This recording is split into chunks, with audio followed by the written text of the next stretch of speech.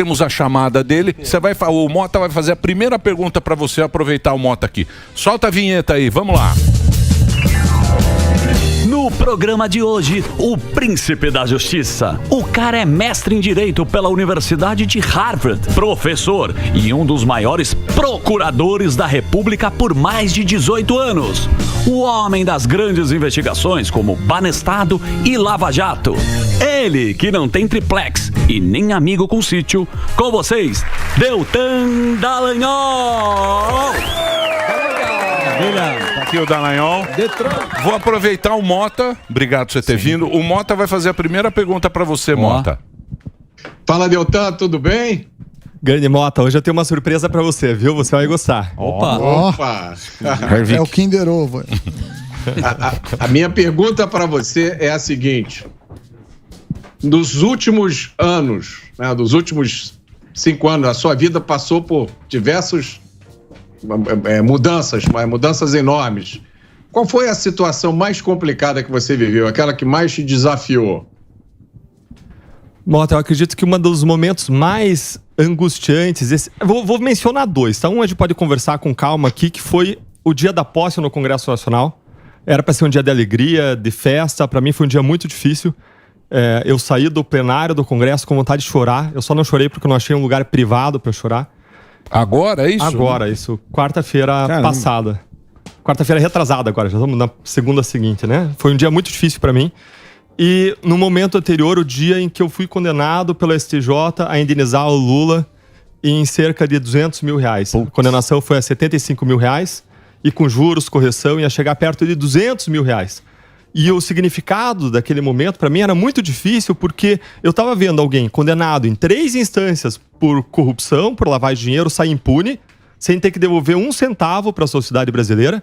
E, ao mesmo tempo, eu que tinha trabalhado contra a corrupção, que tinha feito o meu trabalho, cumprido o meu dever, ia ter que tirar o dinheiro da minha família, dos meus filhos, para entregar para ele. Para você ver como vocês, juízes, fazem com a gente quando vocês dão essa sentença. Mas eu não me inclui. Você sentiu na pele o que a gente... Sentindo na pele. Rapaz, toma. E aquilo tinha impacto sistêmico também, porque se o sistema reage e faz isso com quem combate a corrupção, quem no futuro vai usar enfrentar as pessoas poderosas no Brasil que cometem abusos?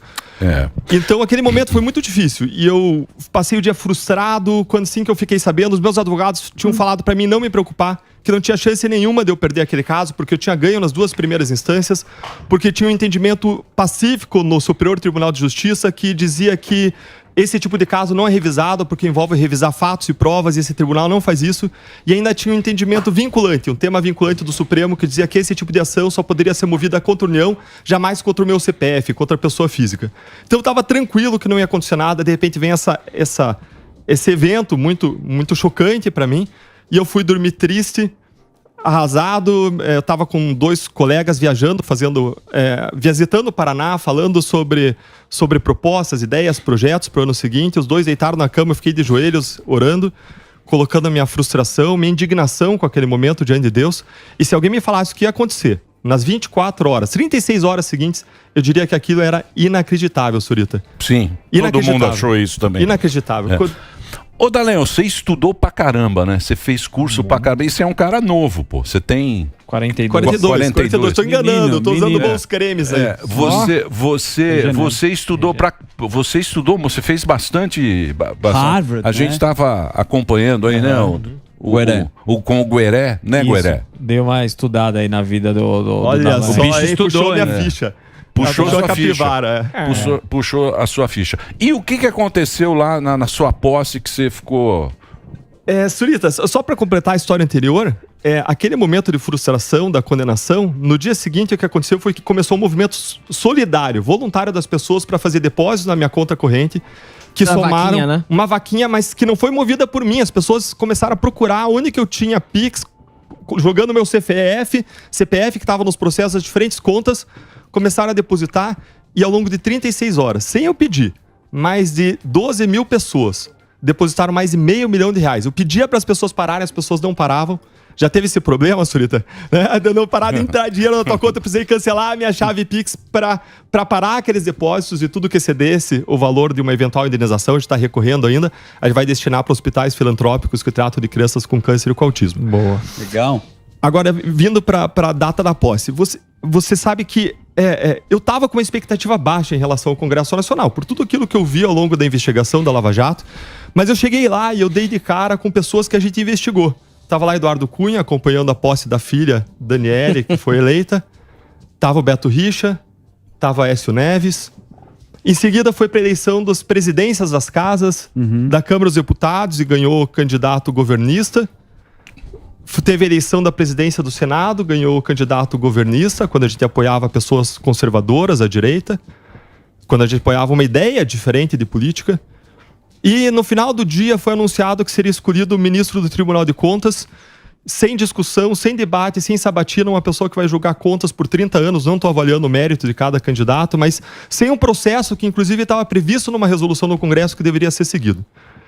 E tudo aquilo num dia, no primeiro dia, converteu aquilo que para mim era para ser um dia de comemoração, de celebração, num dia de tristeza. Eu saí arrasado do plenário, eu saí com uma vontade de chorar, eu fui até o gabinete, acho que as pessoas, até meus assessores, todos selecionados, né, por critérios técnicos, viram na minha cara, fui para casa, encontrei a minha esposa, a minha mãe, me abri com elas e a minha esposa me disse: meu amor, essa indignação que você está sentindo, essa tristeza, não perca a capacidade de sentir.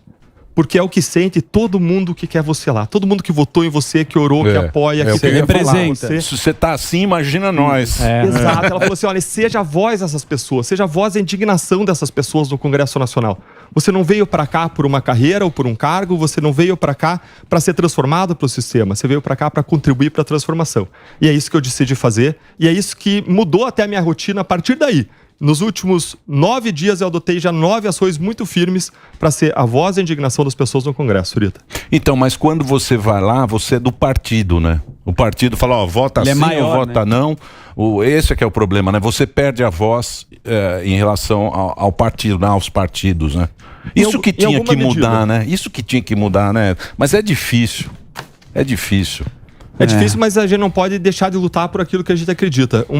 Alguém que me inspira muito, e me inspira em relação a esse momento em que a gente está exercendo uma atividade de oposição, foi uma pessoa que eu não sei se vocês já ouviram falar, chamada William Wilberforce. Ele foi um político inglês que viveu no final do século XIX, começo do século XX, e ele, num determinado momento, ele se converteu ao cristianismo e ele entendeu que ele poderia servir em amor e serviço às pessoas por meio da política. Ele considerou a possibilidade de ser até um ministro como um padre, um pastor, mas decidiu não fazer isso e seguiu lutando com perseverança num sistema escravagista contra a escravidão e por uma ética pública forte. E não foi uma vez, não foi 2 vezes que eles tentaram abolir a escravidão, foram dezenas de vezes ao longo de 3 décadas até conseguirem mudar o sistema. Foi com estratégia, foi com dedicação, foi com perseverança, foi com conscientização, mas eles chegaram lá. E uma das mensagens que ele deixou, e ele atuou num grupo, é importante a gente buscar grupo de oposição para trabalhar em conjunto. Uma das 12 linhas de atuação desse grupo, que atuou ele dentro desse grupo, era a seguinte: quando você tem pessoas no governo que se opõem às suas ideias, aos seus ideais, trabalhe para fortalecer as bases, para levar a conscientização, para unir as pessoas que se opõem àquilo que acontece. Porque é em conjunto, na união de pessoas que a gente pode promover a transformação. Triste. Na linha de decepção, não que eu quero que você chore aqui. Você tá muito triste. Só falta botar uma música não, porque a triste. gente tem uma identificação. Lógico, Lava Jato. Eu acho que foi um trabalho excelente que você fez pelo Brasil. Só que tem 2 assuntos que não tem como você não chorar. Uma é o Cabral, tá solto. E a outra é uma declaração do filho do Zé Dirceu, o Zeca Dirceu, que acabou de falar que você é insignificante junto com o Moro. Como é que você sente essa declaração e vendo agora o Cabral solto? Safado. Eu não me preocupo muito com a opinião do Zeca Dirceu. Acho que ele acaba desrespeitando 345 mil eleitores paranaenses que me colocaram como deputado federal mais votado do Paraná. Mas eu não me preocupo com disputa de egos. Uma coisa que eu estabeleci no gabinete com a assessoria, com todo mundo que vai lá, eu quero que me chame pelo nome. Eu não sou deputado, eu estou deputado. Certo. Eu quero que não seja a Deltan sentado naquela cadeira, mas sejam as causas, os princípios que nos levaram a ser eleitos. Então, eu não me preocupo muito com essa declaração dele. Agora, em relação a Sérgio Cabral se torna, com a soltura dele agora, sim, mais um símbolo da impunidade, como Lula é um maior símbolo da impunidade no Brasil. E agora, a diferença é que agora, estando no Congresso Nacional, eu posso agir. No mesmo dia em que Cabral foi solto, na quarta-feira passada, eu pedi a constituição da comissão para examinar a PEC 199, que é a PEC que trata do restabelecimento da prisão em segunda instância. Sem prisão em segunda instância, jamais vai ter justiça criminal que funciona no Brasil. O nosso sistema hoje se tornou um sistema de justiça, de injustiça institucionalizada. Se você pegar, e não é só para corrupção, não, se você pegar casos de homicídios, vários casos de homicídios aí demoraram 21, 25 anos, casos registrados, e o que acontece é que esses casos se estendem por tanto tempo, a pessoa não vai presa, porque você não tem prisão em segunda instância, nós somos o único país com 4 instâncias de julgamento, não existe isso no mundo, o direito à ampla defesa se transformou no direito à impunidade, porque tem infinitos recursos, os casos nunca acabam. Aí caduca. E prescreve, exatamente. Porque o problema é caducar. Por exemplo, o Lula, o cara fala, ó, não, o Lula só voltou. Que nem o jogo Banco Imobiliário, reverso, volte ao início do jogo. Só que volta ao início do jogo, caduca. Aí caducou. Zero. Caducou. Zero. Isso aí caducou. Entendeu? É assim esse é que é o problema, né? Que é o que você tá falando. Demora e a prescrição. O sistema que é zoado. Exatamente. Mas tem como mudar? Tem. Na minha leitura... E depende do legislador? Depende do legislador. Não tem por que a gente ter 4 instâncias no Brasil. A gente precisaria suprimir e ter 3 instâncias. Para a gente ter um sistema minimamente eficiente. A gente não sobra dinheiro no Brasil. Por que a gente vai ser diferente dos países ao redor do mundo, que tem no máximo 3 instâncias e a gente vai ter 4? Não existe justificativa lógica ou justificativa financeira, econômica para isso, de bem-estar da nossa sociedade. Além disso, a gente precisa restabelecer a prisão em segunda instância, acabar com o foro privilegiado, mudar aquela regra que o STF criou em 2019, que mandou para a Justiça Eleitoral a investigação e processamento dos crimes de corrupção política, porque isso inviabiliza a investigação, processo e punição de corrupção política. A Justiça Eleitoral não é feita para isso, tem uma grande alternância dos juízes e promotores que mudam a cada 2 anos, não são pessoas especializadas nisso. É como se a Lava Jato mudasse de mãos a cada 2 anos, não tem como funcionar. Se demorava 1 ano só para você tomar pé razoavelmente o básico dos processos que tinham lá, exatamente, das investigações. Então tem uma série de medidas e as principais medidas de combate à corrupção dependem, sim, hoje do Parlamento Nacional. Ô, Daltan, eu queria voltar aqui no caso do Banestado, mais precisamente falar do Alberto Youssef, né? Porque lá atrás, na época... O Gordão, ele compra dólar pra ir pra Orlando com o Youssef. O Gordão trabalha com o Youssef. Não é que da outra vez que o Moro veio aqui, ele ficou bravo que eu falei disso daí. É verdade. E eu queria saber se foi um erro ter afastado o então delegado o Gilmar, né, que hoje está aposentado por invalidez e nem é inválido, mas porque eu queria entender de você por que foi pedido o afastamento dele no caso, né? Já que ele já tinha alertado que a delação, ele não estava cumprindo com a delação, ele teve esse benefício e depois a gente viu que na Lava Jato ele foi pego de novo, né? Ou seja, ele delatou os companheiros doleiros, nadou de braçada porque estava fazendo tudo sozinho e a gente sabe o que aconteceu depois. Eu queria saber a sua visão disso daí, o que aconteceu e se foi um erro ter deixado o Youssef nadar de braçada para ser pego depois na Lava Jato de novo. Boa. Legal, Morgado. O Gerson, que era o delegado responsável, ele acabou sendo afastado por invalidez, não foi por nós, certo. Foi pela própria Polícia Federal. Como esses afastamentos por invalidez relacionados à doença são casos que envolvem uma questão médica, eu não tenho acesso, eu não sei exatamente quais foram as razões do afastamento dele, mas aconteceram internamente. Existiam casos e ele trouxe algumas informações de que Alberto Youssef poderia estar continuando com a atividade ilícita.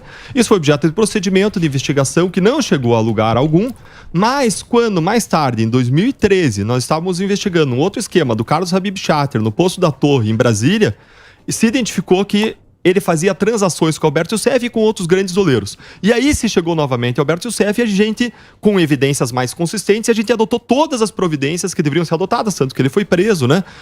Ficou bastante tempo preso. E aí ele queria fazer um acordo de colaboração premiada conosco. E esse foi um dos momentos de dilema da Lava Jato. Porque a questão era, como é que você vai fazer acordo com um cara que já traiu a justiça? Que fez acordo e traiu a justiça de novo? Era um ônus moral muito grande. Você passa uma mensagem muito ruim.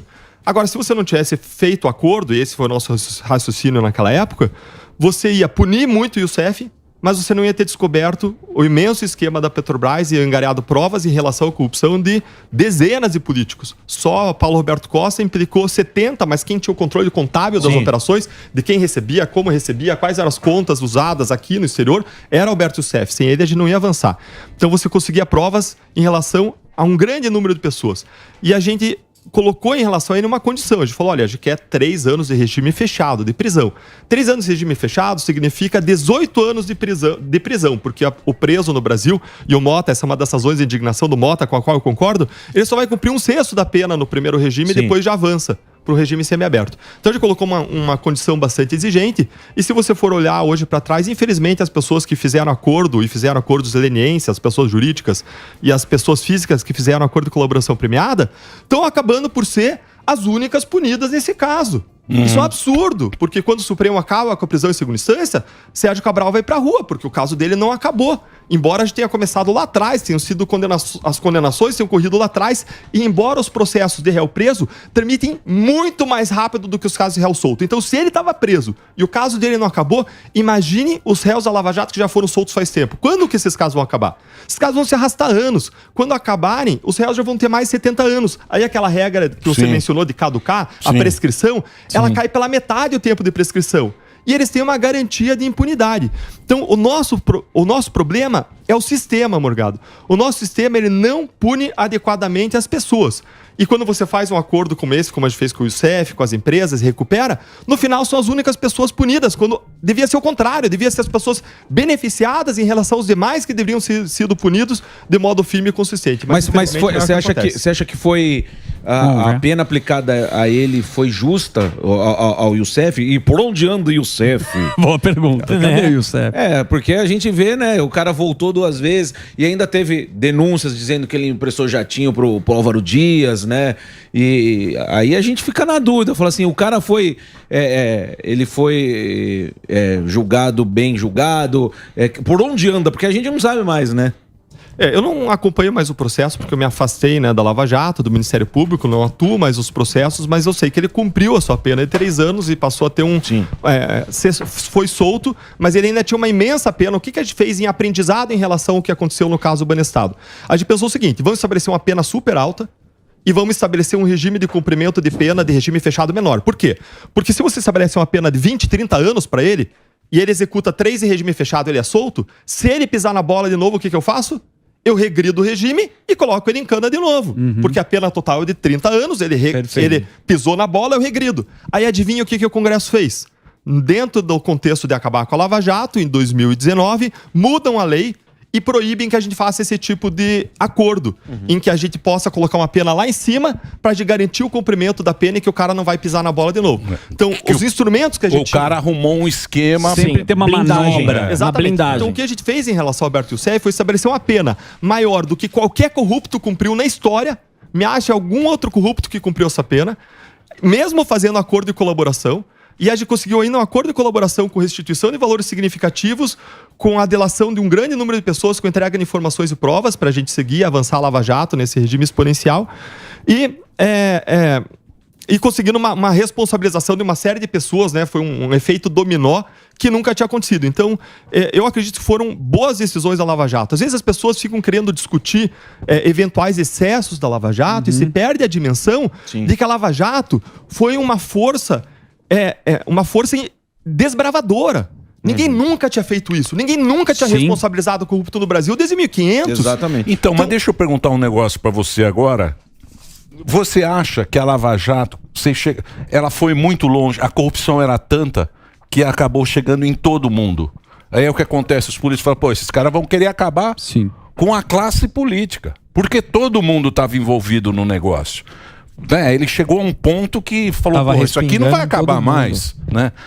Você acha que isso foi tão grande que aí os caras resolveram acabar com a Lava Jato? Essa é a minha leitura, sim, Surita. O que aconteceu foi que, enquanto a Lava Jato tinha alcançado principalmente o PT, tinha um grande apoio do Judiciário.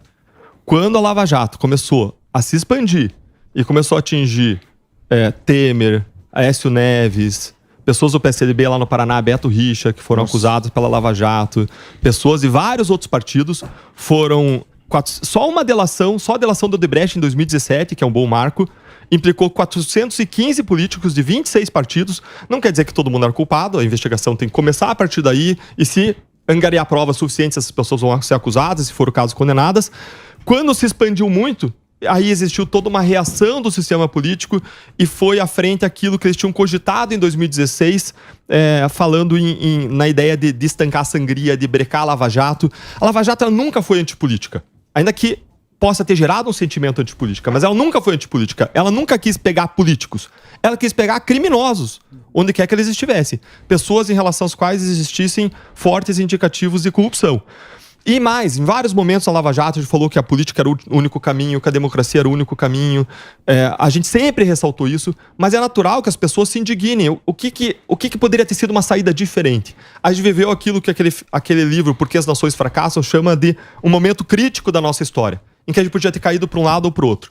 Se a política tivesse reagido em relação à Lava Jato, não acabando com a Lava Jato, mas criando controles, mudando as regras, mudando para o futuro para tornar o sistema de prevenção à corrupção muito consistente, lideranças políticas, né? Aberto espaço para novas lideranças políticas, em vez das antigas ficarem agarradas ao seu, né, não mexa no meu queijo, né, agarradas às suas ambições de poder, a gente poderia ter tido uma história bem diferente. E falando em corrupção, Dallagnol, hoje a gente vive a questão das redes sociais. Vários deputados, seus colegas, têm o perfil banido porque, entrando na questão da corrupção, hoje você não pode chamar ladrão de ladrão. Hoje se você resgata algum processo da Lava Jato, a pessoa fala, não, mas é fake news, essa pessoa aqui é inocente.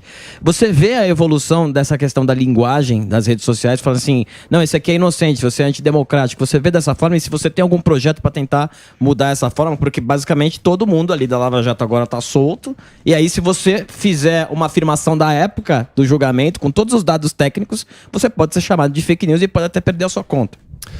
É uma situação muito problemática. A gente vive isso não só no ambiente de imprensa, mídia social, mas mesmo em relação ao Ministério Público.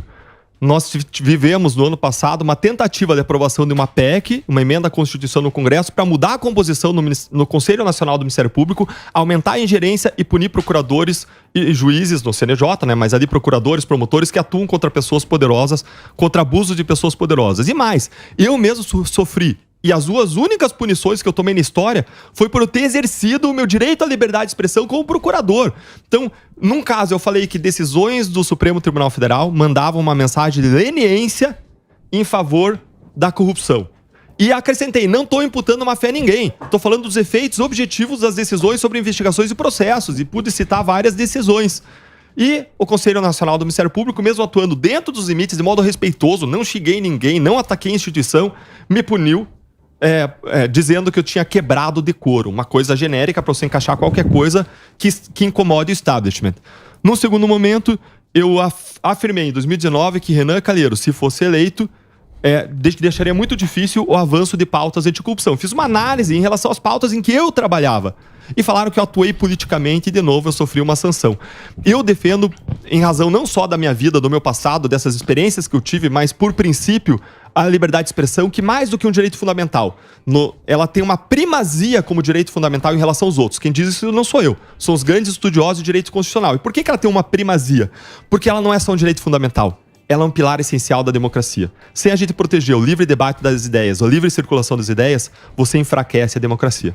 Show. Depois de tudo que você viu... Você vai fazer um break, Emílio? Não, posso fazer uma... Tem que fazer um break, Dedê. Então vamos fazer um break rapidinho, só pra Rede Jovem Pan. Continue aqui nas nossas plataformas. O papo tá bom hoje, hein? Muito. Oh, muito. Fala bonito. Deltan Dallagnol. No Instagram é Deltan Dallagnol. Você não tá proibido, né? Não tá proibido. Não tomou gancho. Por enquanto não. Mas não tô proibido, mas quero contar uma coisa. Eu bati um recorde na Câmara dos Deputados, eu vou pro Guinness Book.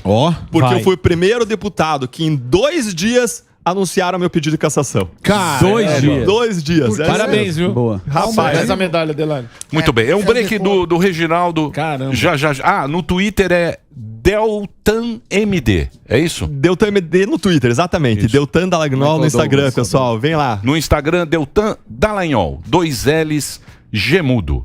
Vamos pro break, Reginaldinho. Tá vendo? Respondeu de boa. Então, mas você não acha que isso aí... Porque, porra, se você pensar bem, ô Deltan... É não? Vocês na época lá da Lava Jato, na época lá que tava aquela manifestação na rua... Os bonecos. E tal, que até a Dilma fez aquela lei, né? Você não acha que ali cresceu muito o judiciário, os bonecos do Moro? Super Moro. E aí os caras falam, poder, você sabe como é? Poder o cara cresce. Aí começou esse negócio do cara, perdia lá os deputados, um perdia o outro, jogava pro Supremo, aí o Supremo ia lá, dava uma canetada, opa, tô mandando na bagaça. O VAR. Esse também foi um problema, né? Cresceu muito o poder cresceu muito o poder do judiciário, né? Então, a gente escutava muito que existia assim, uma certa ciumeira. Oi, no microfone. Ah, tá. A gente sentia que existia uma ciumeira assim, das instâncias superiores, querendo controlar o trabalho de Curitiba, querendo limitar o trabalho de Curitiba. Uma vez até um conselheiro do próprio Conselho Nacional do Ministério Público, que é quem supervisiona e controla a atividade do Ministério Público, foi a Curitiba e usou uma frase que nos marcou muito, que é uma frase bem establishment. Chegou e falou para nós, olha, vocês têm que moderar, vocês têm que... A gente não quer punir vocês, mas vocês têm que me ajudar a te ajudar. Aquela frase usada naquele filme Tropa de Elite. Me ajuda a te ajudar. Né? O sistema, né? O sistema operando. Então aquilo nos marcou muito, mas a gente não se dobrou, a gente seguiu em frente. Agora a gente viu sim essas decisões. Veja a própria decisão do Supremo quando disse que a Lava Jato não poderia ir além da Petrobras. Gente, essa decisão não faz sentido nenhum. Teoricamente. Por quê? Porque um crime fica apurado, investigado e processado junto com o outro quando eles têm uma relação que faça com que a investigação dos dois juntos seja mais eficiente. Sim. Agora, não é quem é a vítima do crime que pode gerar essa conexão apenas, mas outros fatores podem gerar. Quando são as mesmas pessoas lavando dinheiro. Se Alberto Youssef lavava dinheiro desviado da Petrobras, do Ministério do Planejamento, de outros ministérios e da Petrobras, estava tudo conectado. E aí a gente estava montando um grande quebra-cabeça, que qual era o quebra-cabeça? Era o quebra-cabeça do PT loteando os órgãos públicos para os partidos, para eles ocuparem, desviarem dinheiro de modo a manipular eleições. Manipulava como? Injetando fortunas por abuso de poder econômico, chama em direito.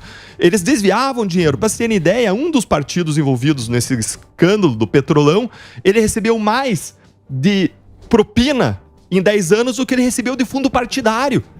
Isso de corrupção em um órgão. E eles controlavam outros órgãos. Loucura. E se eles faziam em um, por que não faziam em outro? É claro que era sistêmico. Exato. Sim.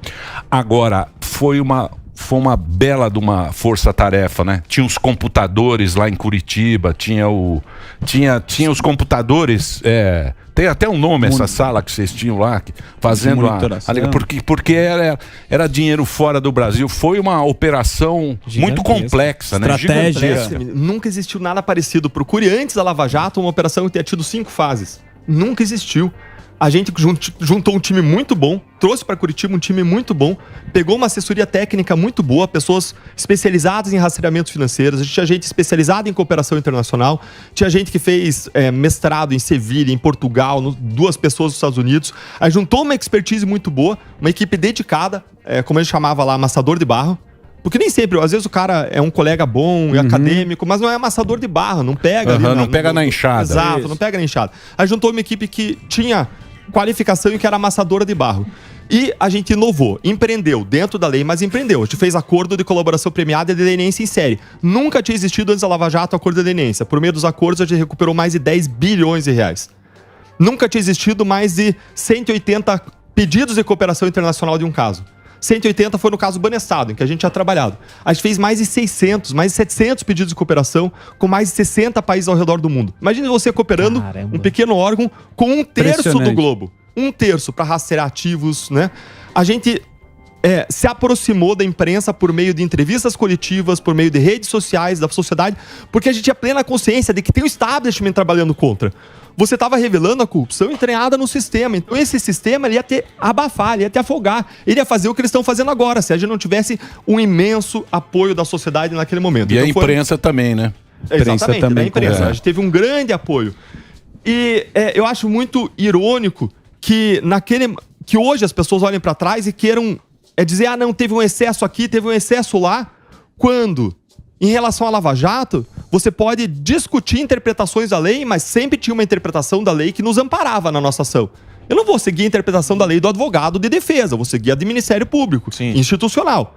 Sempre tinha uma interpretação da lei que nos amparava. Quando a gente liberou acesso às gravações da Dilma falando com o Lula, tinha uma interpretação da lei que nos amparava, sempre. E algumas pessoas criticavam o excesso. Agora, que existem práticas que estão completamente fora da lei, adotadas né, muitas vezes em investigações agora recentes, em situações críticas, a gente vê aquelas pessoas que criticavam a Lava Jato silenciando e apoiando. Então é uma grande hipocrisia. O que aconteceu ali? Aconteceu uma grande reação do establishment contra a Lava Jato, tentando achar pelo em ovo, situações possíveis para acabar com a operação. Então, mas você sabe que eu acho o mais absurdo disso tudo, né? E é o que você estava falando, que dá vontade de chorar, dá vontade de você falar, porra, sair do que país. Lugar que eu tô. Uma judiação. Que é o seguinte, o réu confesso. Exatamente. O cara é réu confesso. Não é uma investigação. O cara Não falou é que o cara inventou, ele assumiu o dinheiro. O cara foi lá e falou... Sérgio Cabral. Não, O cara assumiu, devolveu o dinheiro. Mostrou provas, não é só na fala, não. Mostrou. Todo mundo viu, o cara falou, não, realmente eu roubei. Mas aí tem uma manobrinha. Era um devolveu o vício, dinheiro. Era um vício roubar. Devolveu o dinheiro. E falando em tudo isso, Emílio, que Isso realmente é uma indignação, né? Não tem como você ficar fica, você fala, revoltado. porra, bicho. Qual é a tua visão política? Qual que é o futuro do Jair Messias Bolsonaro? Tá certo. Deve ficar lá nos Estados Unidos? Você acha que volta, vão tentar prendê-lo? O que você consegue analisar do Bolsonaro nesse momento que ele falou que ele vai voltar?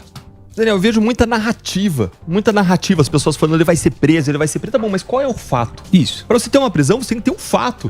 Tem que ter um fato concreto. Matou a não Ema, genocídio na pandemia. Você pode ter tido uma má gestão da pandemia, você pode ter uma discussão de mérito sobre isso. Não vou dizer nem A nem B, não estou falando que sou a favor ou contra, mas estou dizendo que é uma discussão admissível.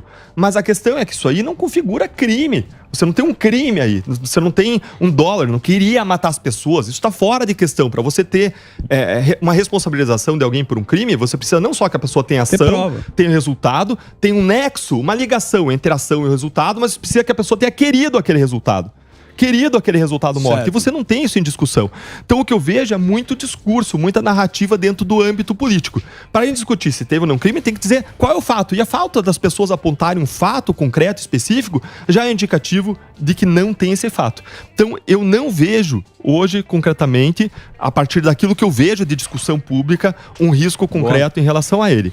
O que eu vejo é que a gente precisa fortalecer uma direita que seja uma direita com 3 características. Uma direita democrática, aquilo que nos une. A gente tem que nos unir naquilo que nos une. Uma direita que defenda a democracia, em segundo lugar, que defenda políticas públicas em cima de evidências, aqui em oposição às práticas fisiológicas que hoje dominam a política em grande medida, e dominam não porque as pessoas sejam malvadas na política, mas porque a população recompensa fisiologismo, a população lá do interior elege o cara para que ele leve dinheiro para o interior. E como é que ele leva dinheiro para o interior? Indo lá e se encostando no governo, levando orçamento e assumindo o cargo que permita ele levar dinheiro para aquela cidade que elegeu ele. Então, em segundo lugar, uma direita que defenda a política pública sobre evidência em oposição ao fisiologismo. E em terceiro lugar, que defenda uma economia liberal. São as 3 características centrais. Aí tem uma quarta, eu sou conservador, mas nem todos de direita vão ser conservadores, mas acho que é uma questão que a gente pode colocar de lado para nós nos unirmos, considerando o que está acontecendo agora no governo.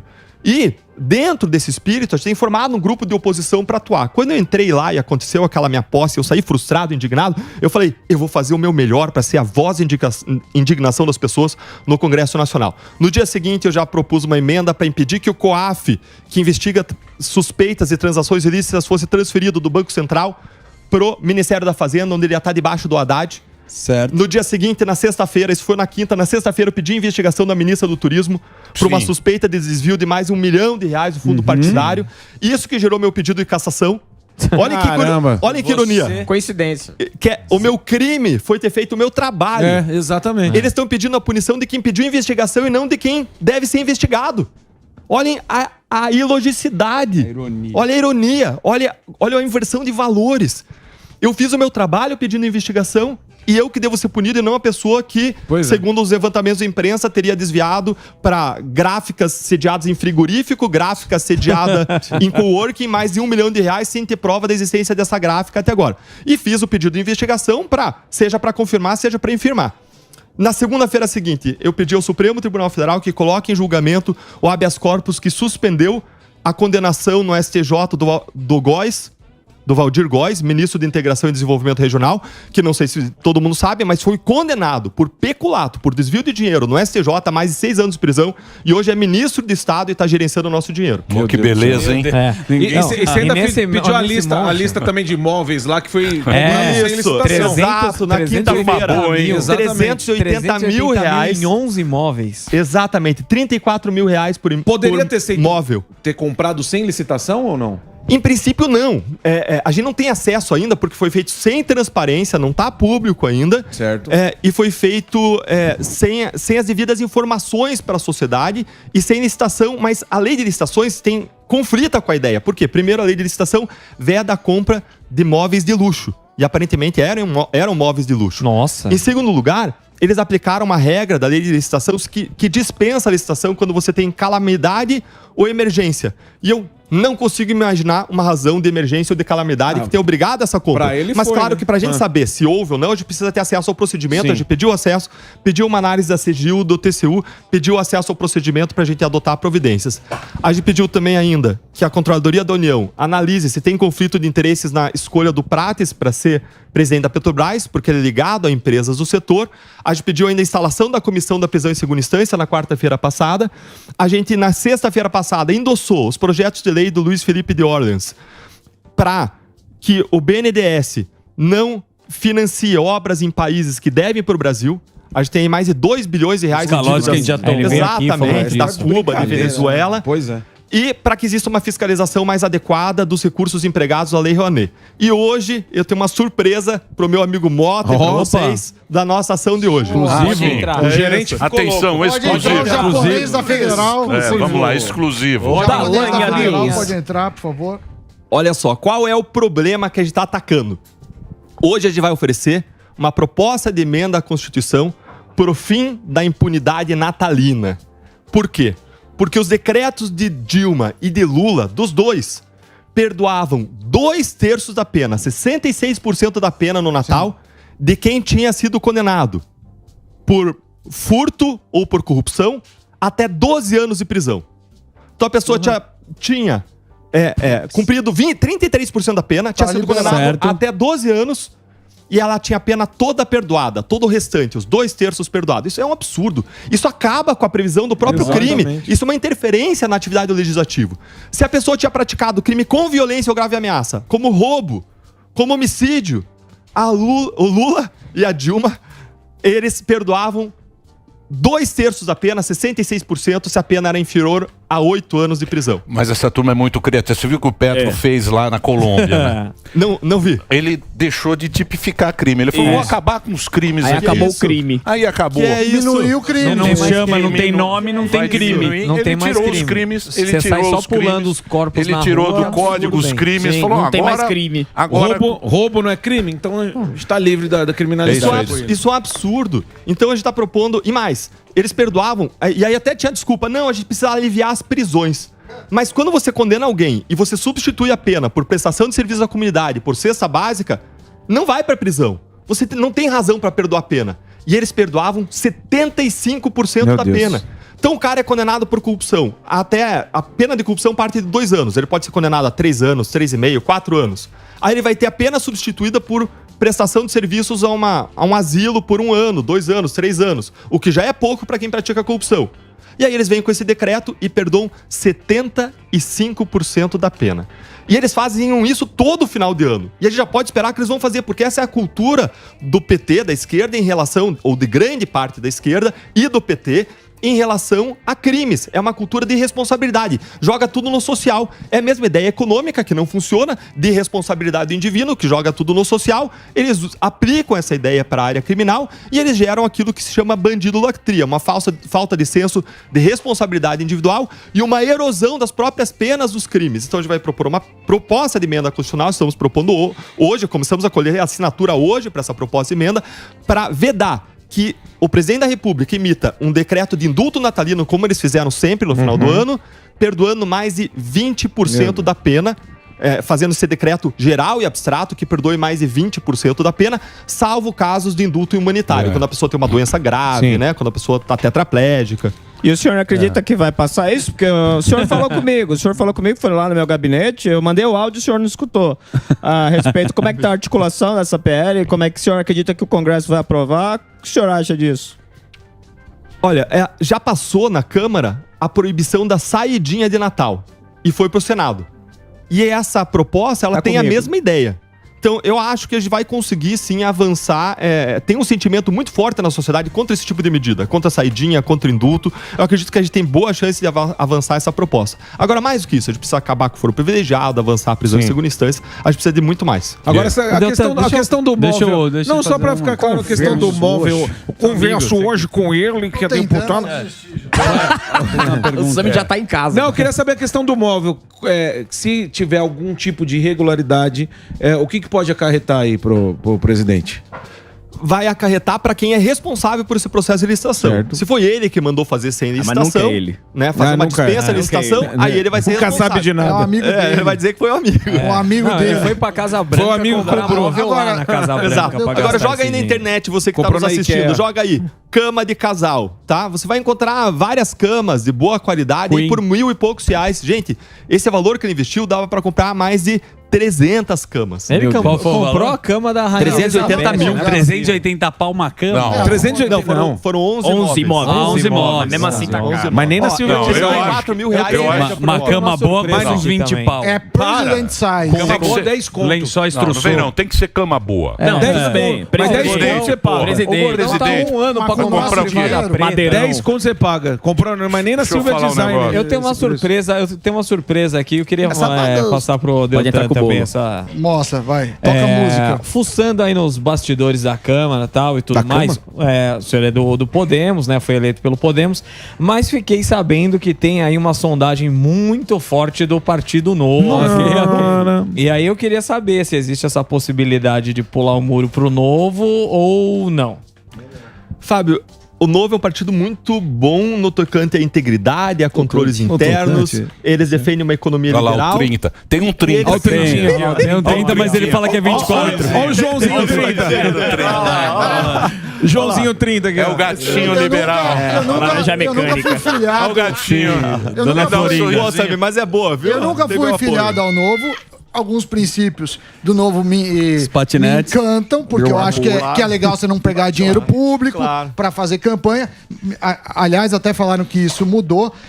O Novo teve alguns problemas no passado, que eu julgo grave, mas eu tenho ideias liberais e o que eu ia te perguntar é o seguinte. Mas ele nem respondeu se ele vai pro Novo. Peraí. Tá bom, mas Tá me depois eu ajudando, ele tá me ajudando. Dando a pergunta. Pergunta no almoço. Não, tem a ver com isso. Durante a pandemia, muito se falou de ciência, foi chamado de negacionistas, horas com razão, horas sem razão, e falou de ciência, ciência, ciência.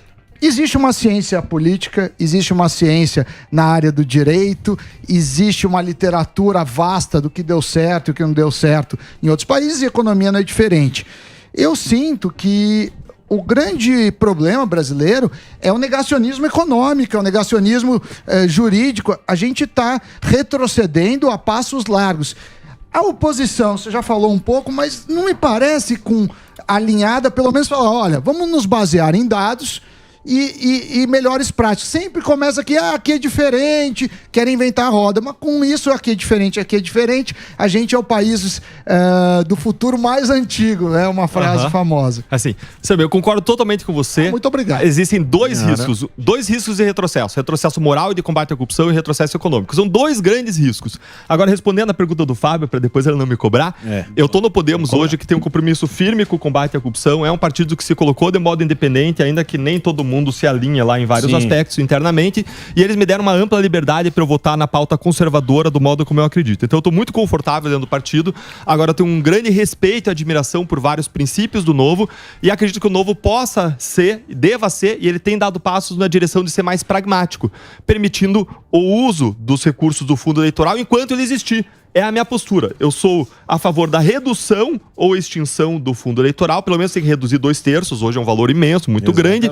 Agora, se você tem um país em que joga futebol com o pé e com a mão, e você diz, eu quero que jogue só com o pé, essa é a minha posição. e você for entrar e não jogar com o pé e com a mão, você não vai ganhar uma. Tem chance. Você tem que mudar o Exatamente. sistema de dentro. Você tem que entrar jogando com o Eu pé e com a mão e disse, lutar para mudar a regra do jogo. Então essa é a minha visão em relação ao novo. E eu tenho visto eles adotarem, eles mudarem um pouquinho da perspectiva para mais pragmática. E Sami, você tem toda a razão. Olha o que o PT está fazendo na economia. A ideia de intervencionismo econômico, a melhor ilustração é você transformar, é você acabar com o Uber e dizer que o Correio vai dar conta do recado. Absurdo! E isso pode matar gente tanto quanto a saúde. Porque as pessoas morrem de fome, desemprego. Não interessa. Não, morre. Não interessa que agora... O amor venceu. O amor venceu. Vocês não precisam ficar com essa... Discussão que não é. O que eu falo pra molecada... A molecada que vai mandar no Brasil. E a molecada gosta do progressismo. É moderno, o discurso bonito. Também concordo com vocês. Também concordo com vocês. Só que esse progressismo... Saneamento básico é Só que esse progressismo... Calma, Samidana. Tô nervoso. Esse progressismo que vocês gostam não é esse. O nosso aqui da turma é o Ortega, é o Petro da Colômbia, é o Maduro, é o Fernandes. É a turma mão fechada. É uma turma tão atrasada que vocês não fazem ideia. Se você pesquisar quem é essa turma que tá aí, vocês vão falar, putz, isso aqui vai pra trás. Não tem como ir pra frente, Daniel. Pode ficar lá segurando a bagaça, mas se for com esse pensamento, é pra trás. Não vai. É atrasado. Mas também a gente tem que se opor lá no Congresso. A gente não pode permitir o ataque às instituições que o Lula está fazendo. Eles criticavam antes, tinha uma narrativa de ataque às instituições no momento anterior, e agora ele está atacando a instituição, o Banco Central, a independência da instituição.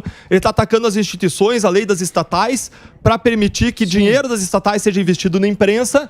A gente sabe com qual objetivo, e para acabar com a independência estatais, nomear políticos para mais de 400 cargos aí de direção, aparelhar as estatais, exatamente.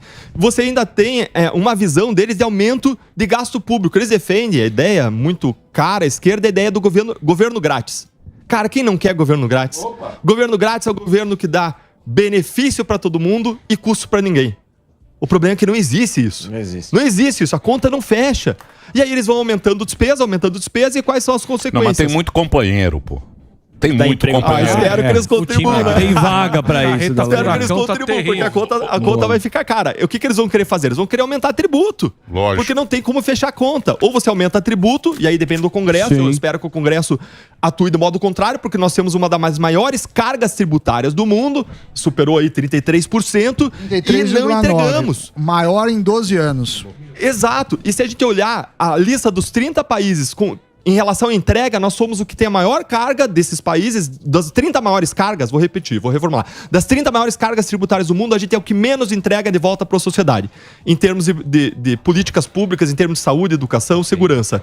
Então, o que a gente vê é uma política pública deles, de gasto ilimitado, e se ele não vai aumentar tributo, o que ele pode fazer? Imprimir dinheiro, que vai aumentar a inflação, o jeito de tributar o pobre, que é quem mais paga, ou você aumentar a dívida, e aí você aumenta juros e tem toda uma consequência de recessão, de desemprego, é o Titanic 3, bicho. Exatamente. O Titanic já tá aí. Ô, Daniel, queria agradecer muito sua presença. Pô, volta sempre aí. Quando legal, você amanhã mais vezes. Prazer enorme estar quando aqui com você for pra Curitiba, para em São Paulo. Legal, boa. Aí você faz uma escala aqui. Legal. E aí a gente troca uma ideia. Prazer te conhecer pessoalmente. A gente sempre, quando conversou, foi pelo Skype.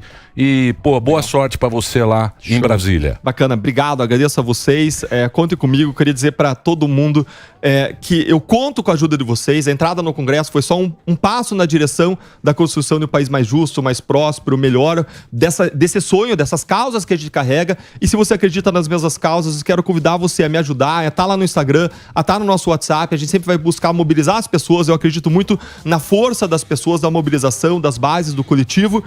E eu quero ser a voz da sua indignação no Congresso Nacional. Se você é indignado com o governo do PT, se você é indignado com o governo Lula, eu quero ser a voz da sua indignação. E consulta lá no nosso Instagram, porque eu postei 2 coisas que você vai gostar. Hoje eu tô postando sobre essa PEC do fim da impunidade natalina. E você vai encontrar um PowerPoint com os 10 grandes erros do começo do governo Lula. Esse sim, grande PowerPoint. Ele é organizado. Tô retomando o PowerPoint. Valeu. PowerPoint Reloaded. Deltan Dallagnol conversou com a gente aqui. Vamos pro break, Reginaldo.